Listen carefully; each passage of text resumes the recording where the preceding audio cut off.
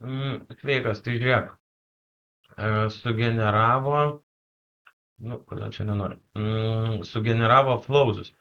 Čia juos gal biškai padėliojus gražiau ir, žinai, nu, va tai va sujungus.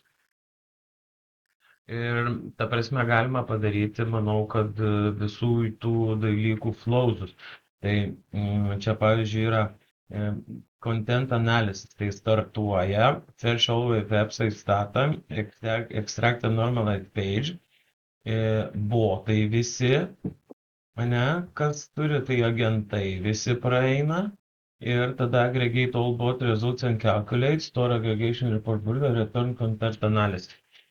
Tai va, tai visą šitą, ta prasme, teoriškai galima, žinai, va čia visokių pajungti, žinai, gražiau kaip nors ir supranti, žinai, sudėliot.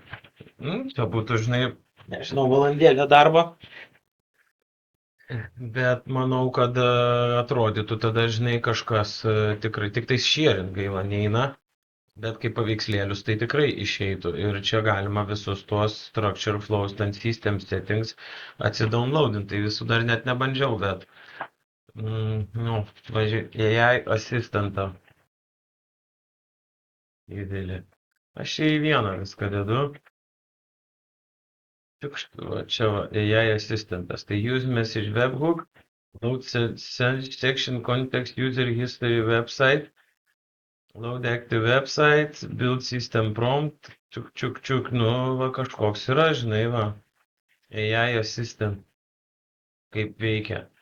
Nu, ką, žinau, manau, šiaip tai jau vien va tokius paprint screenint jau galima kažką.